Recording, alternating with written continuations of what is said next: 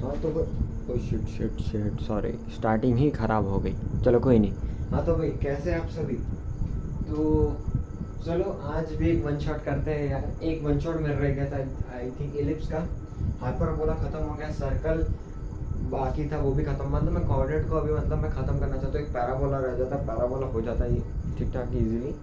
ठीक है, तो आज अपन एलिप्स को ख़त्म कर देंगे। तो आज का अपना टॉपिक है यार, क्या है आज का टॉपिक? अपना है एलिप्स। अरे यार ये कौन सा बेकार चौक है? ये अपने अपने चौक बढ़िया होता है।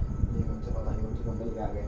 ठीक है, तो आज अपन वन शॉट एलिप्स को पूरा A to Z जितना रिक्वायरमेंट होता है, ठीक है, एज पर कोई भी एग्जाम पॉइंट ऑफ व्यू जो रिवाइज करने वाला है। ठीक है, आपको पूरा आता है चैप्टर, सबको रिविजन दे रहा हूँ मैं, और मैं भी खुद रिवाइज करूँगा।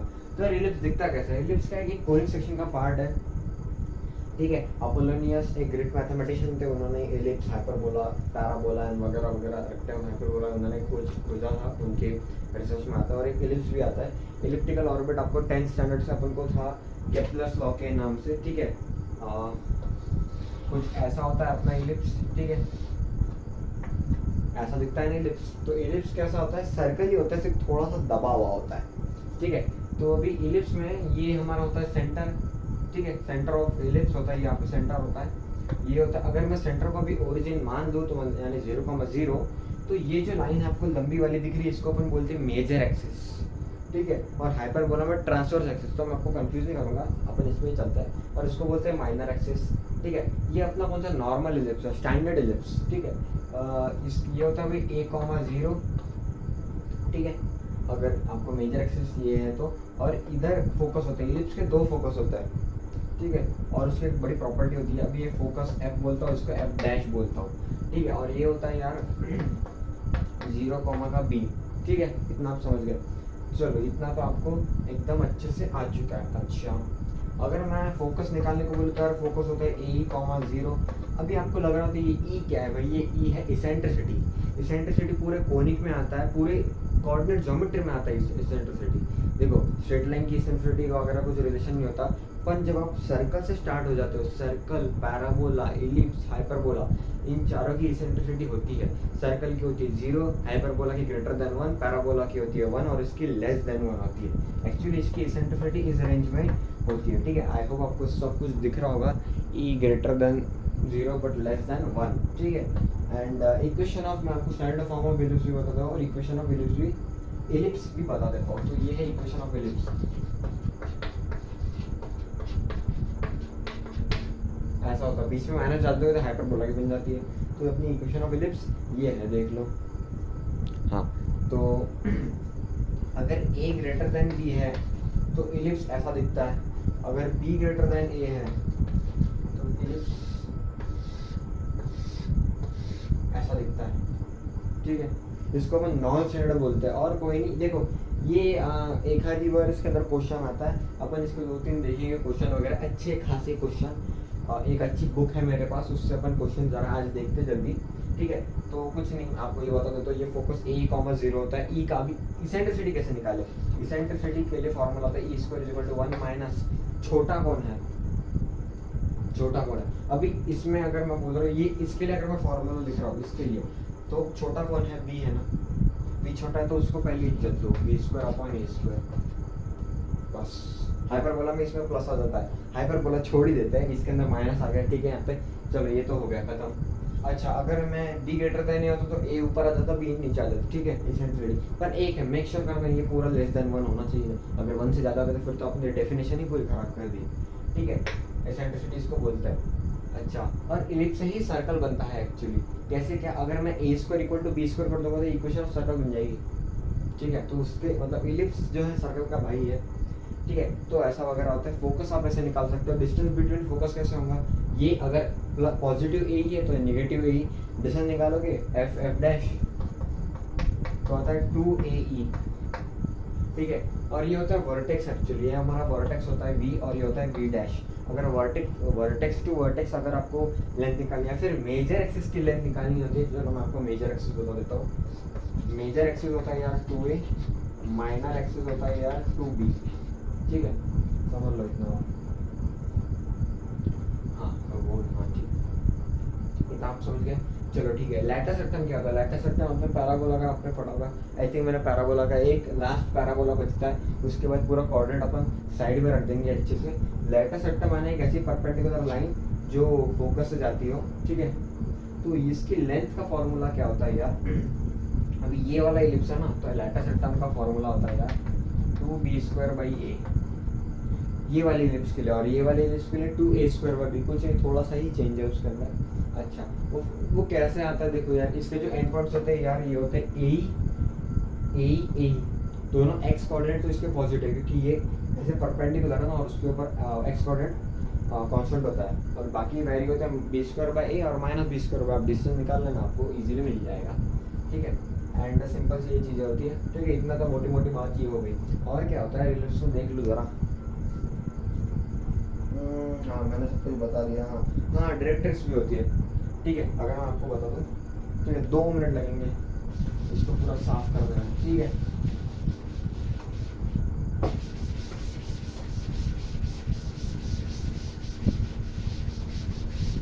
अलजेब्रा में एक्चुअली अपना सीक्वेंस सीरीज शुरू हो गया है ना, पर एक्चुअली वो आगे बढ़ नहीं हुआ है, जल्दी हो जाएगा, वो शुरू हो जाएगा अच्छे से सब कुछ। सीक्वेंस सीरीज और मैट्रिसेस भी आने वाला है, ठीक है। अब अगर मैं आगे इलिप्स बनाता हूँ ऐसा, तो ये जो है लाइंस, इसको हम डायरेक्ट्रिक्स बोलते हैं। पैराबोला की एक होती है, हाइपरबोला इलिप्स की 2 होती है, ठीक है। इसको अपन डायरेक्ट्रिक्स बोलते हैं, और इसके जो कोऑर्डिनेट होता है, ये होता है भाई a/e,0 एंड सिमेट्रिकली -a/e,0। और इलिप्स जो होता है ये सिमेट्रिक होता है, यानी इसका देखो जितना पार्ट ऊपर है उतना ही पार्ट नीचे है। अगर मैं इसका एरिया भी आपको बताऊंगा जल्दी क्या होता है, ठीक है। ये इतना आप समझ लो, ये इतना a होता है और इतना ये b होता है, ठीक है। एप्लीकेशन ऑफ एक्चुअली AOD में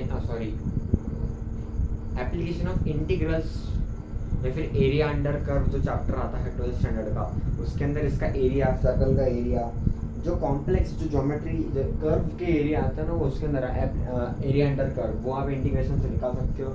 इसके अंदर आपको कुछ नहीं, एक लाइन निकलना, dx पॉइंट लेके आपको उसको इंटीग्रेट कर देना होता है, और उसकी कहाँ से तो कहाँ तक है आपको लिमिट सेट करनी होती है। मतलब उसके अंदर इंटीग्रेशन बाय लिमिट आता है, यानी डेफिनेट इंटीग्रेशन का ज़रा रोल होता है, बट ठीक है, वो अपना पार्ट नहीं है। जब होगा मैं आपको, पहले मैं सीखूंगा अच्छे से, फिर मैं आपको रिवाइज करेंगे अपन दोनों, क्योंकि आप भी तब तक सीख चुके होंगे, ठीक है। तो ये ऐसा होता है। और हाँ, डिस्टेंस बिटवीन डायरेक्ट्रिक्स होता है यार 2a/, ये तो यार आप निकाल ही लोगे, ठीक है। हाँ, तो ये कुछ रिलेशन है डिस्टेंस बिटवीन डायरेक्ट्रिक्स है, ठीक है। हाँ, तो चलो, और क्या होता है, और एक प्रॉपर्टी होती है, अगर सपोज ये फोकस है एक f' एंड ये f है, अगर एक पॉइंट में किधर भी ले लेता हूँ, चलो ये P पॉइंट है यहाँ पे, और इसको से जोड़ रहा हूँ, तो PF' प्लस PF, यानी PF' प्लस का PF, ये हमेशा 2a के बराबर होता है, ठीक है। अगर आप एक फोकस से किधर भी शूट कर रहे हो इलिप्स के कोई भी एरिया पे, तो वो दूसरे फोकस पे ही आता है। ये एक बहुत अच्छी प्रॉपर्टी है उसकी। मतलब अगर मैं यहाँ से शूट कर रहा हूँ ऐसे, फिर वो ऐसे स्ट्राइक कर के इस पे आता है दूसरे फोकस। आप यूट्यूब पे बहुत सारी वीडियोस मिल जाती है इसकी, ठीक है। और हाँ, ये बहुत मेन प्रॉपर्टी, कभी कभी 2-3 मैंने पीरियड के देखे थे, उसके अंदर एक काम आया था। चलो ठीक है। और कहते हैं हाँ, ऑक्सिलरी सर्कल देखा जाए तो इतना ही आपके लिए सफिशिएंट है।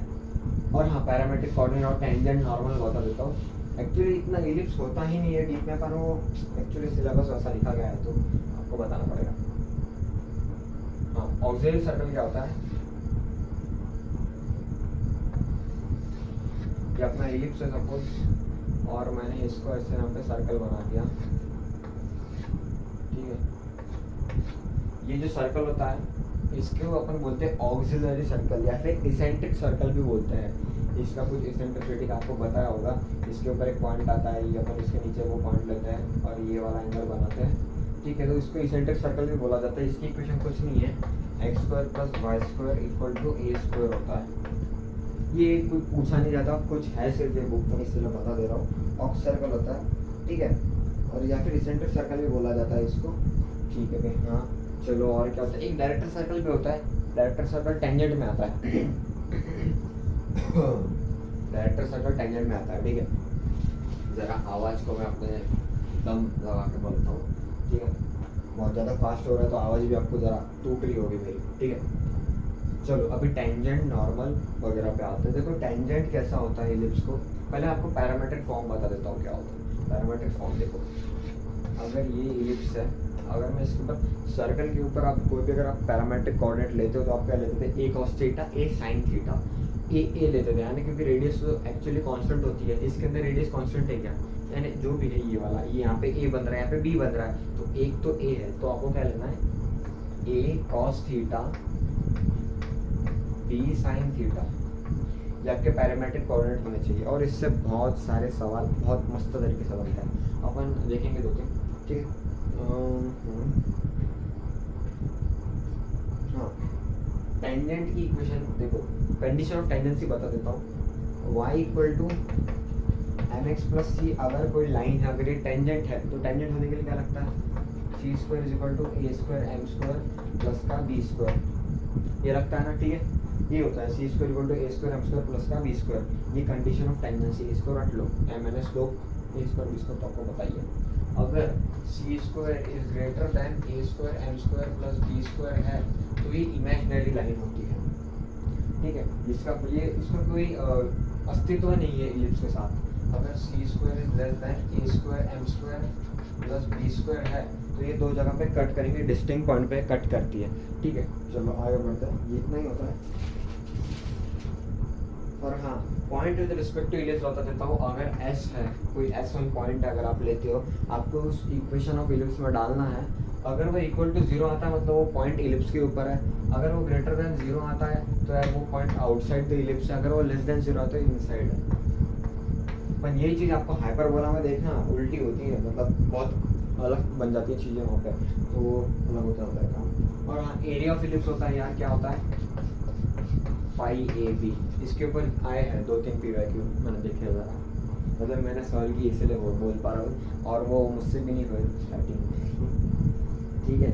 और हाँ, अगर आपको मैंने बोल दिया एक पॉइंट दे दिया मैंने कोई भी इलिप्स के ऊपर, मैंने बोला टेंजेंट निकालो, तो कुछ नहीं करना, t इक्वल टू 0, आपको पता है क्या t इक्वल टू 0, मैंने हाइपरबोला में बता रखा है, अगर आपको हाइपरबोला बता तो देखा जाए तो पहले इलिप्स देखते हैं फिर हाइपरबोला पढ़ा जाता है, ठीक है, कोई बात नहीं। अब ये पहले देखना फिर हाइपरबोला देख लेना, ठीक है। आपको इसमें t इक्वल टू 0 लगा देना है, t इक्वल टू 0 यानी एक्स स्क्वायर को x x1, y स्क्वायर को y y1, सर्कल में तो देखा ही होगा ना, वही t इक्वल टू 0 यहाँ पर लगा देना। देखो वो चीज़ें आपको पता है, इसलिए मैं छोड़ देता हूँ, ठीक है। अगर मैं पैरामेट्रिक इक्वेशन में टेंजेंट इक्वेशन बता रहा हूँ तो आप लर्न कर लो x upon a cos theta plus y upon b sine theta equal to 1, बस, ठीक है, ये होता है। अगर मैं equation tangent in slope form पूछ रहा हूँ, mx plus under root, actually यही लिखा है मैंने, सी को यहाँ पे मैंने डायरेक्ट ये लिख दिया है, देख लो, कोई बड़ी बात नहीं की है अपन ने, ठीक है। नॉर्मल की इक्वेशन क्या होती है, नॉर्मल की इक्वेशन देख लो, नॉर्मल क्या होता है यार, परपेंडिकुलर ऑफ टेंजेंट, अगर आपको टेंजेंट की इक्वेशन पता है, एक इलिप्स की टेंजेंट की इक्वेशन पता है या फिर पॉइंट पता है, उससे आपको नॉर्मल निकालना है, तो आपको फॉर्मूला लर्न करना पड़ेगा। एक होता है यार a square x upon x1 minus b square y upon y1 is equal to a square minus b square, इतना मेरी स्टेटमेंट याद देगा या फिर लिख लो अगर आपको पता है तो, ठीक है, ठीक है, ये होता है। और वही स्लोप फॉर्म में नॉर्मल की इक्वेशन क्या होती है, वहाँ पे लिख देता हूँ, यहाँ पे वो होती है यार y equal to m x minus m x plus, ठीक है, m into a square minus b square upon under root m into a square minus b square, अभी ऊपर माइनस लगा दिया तो नीचे आता है भाई a square plus m square b square. देखो इसमें और इसमें कंफ्यूजन मैं बहुत बार मेरा ही हुआ है, तो देखना आप जरा कंफ्यूज ना हो, अगर ऊपर माइनस है तो नीचे प्लस होगा, हाइपरबोला में ऊपर प्लस होता है नीचे माइनस होता है, ठीक है, ये नॉर्मल वगैरह। पॉइंट ऑफ कॉन्टैक्ट क्या होता है, plus minus a square upon under root a square m square plus b square plus minus a square m upon under root a square m square plus b square, comma y coordinate क्या होता है, plus minus b square upon under root a square m square plus b square, ये होता है point of contact of tangent, या फिर normal, दोनों का एक ही होता है। अगर हाँ, अगर मैं आपको कॉर्ड ऑफ कॉन्टैक्ट की इक्वेशन बोल रहा हूँ, कॉर्ड ऑफ कॉन्टैक्ट नहीं, हाँ कॉर्ड की इक्वेशन बोल रहा हूँ, सिर्फ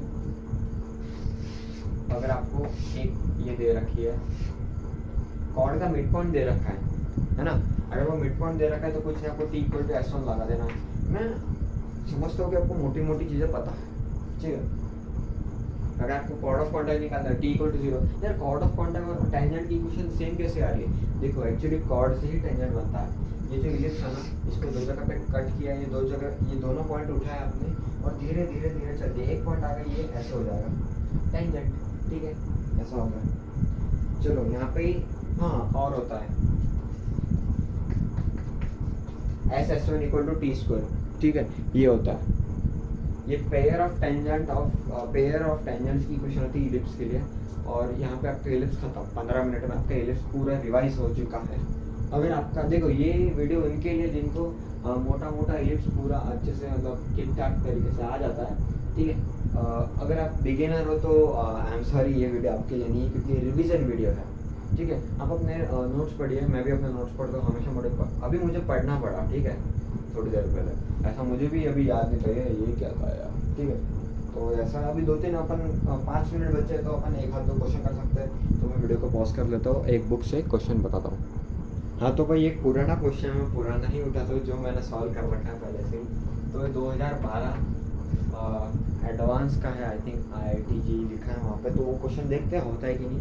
तो देखो एक इलिप्स की इक्वेशन दे रखी है, इतना मान लो, inscribed in a rectangle whose sides are parallel to the coordinate axis। अच्छा तो इलिप्स की इक्वेशन क्या दे रखी है देख लो, x²/9 प्लस का y²/4। अगर आपको स्टेटमेंट मतलब सुने नहीं आप तो फिर भी आप पीछे आके एक बार फिर से सुन सकते हैं। एंड इलिप्स ये वाला जो इलिप्स है ये एक रेक्टेंगल के अंदर इंस्क्राइब्ड है जिसकी साइड जो है कोऑर्डिनेट एक्सिस को पैरेलल है, ठीक है। Another ellipse E2 passing through the point 0,4 circumscribe. अच्छा ठीक है, इसकी जो है ना एक्चुअली एक ऐसा रेक्टेंगल है, इसके अंदर एक इलिप्स है,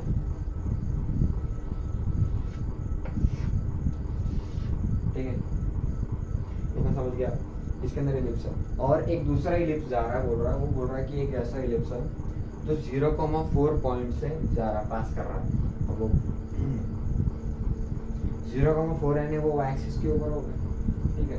तो कुछ और सर्कमस्क्राइब कर रहा है तो कुछ ऐसा होगा यार, मुझे पता नहीं वो ये आप समझ लो ये इलिप्स है, ठीक है। एज उसकी ये सर्कल नहीं इलिप्स है, ठीक है, दूसरा वाला, ठीक है। तो उसकी इक्वेशन वहाँ पे हमें पता नहीं है। द इसेंट्रिसिटी ऑफ हाँ ये E2 है, E2 और ये है E1। देखो अब आपको E2 की इसेंट्रिसिटी निकालनी है तो कैसे करेंगे आप? अच्छा ठीक है, पहली बात तो मुझे बताओ ये क्या होगा, ये 3 होगा और ये क्या होगा, ये 2 होगा। तो ये वाला पॉइंट क्या होगा यार, 3,2 हो जाएगा, ठीक है। अच्छा अब मुझे बताओ इक्वेशन ऑफ इलिप्स तो ऐसी दिखती है ना, तो चौक में पकड़े जा रहा है, ऐसे दिखने में तो ऐसी ही होती है ना। और वो देखो यार 3,2 से जा रहा है ना, सर्कमस्क्राइब कर रहा है ना वो, तो 3,2 इसको सेटिस्फाई कर दो।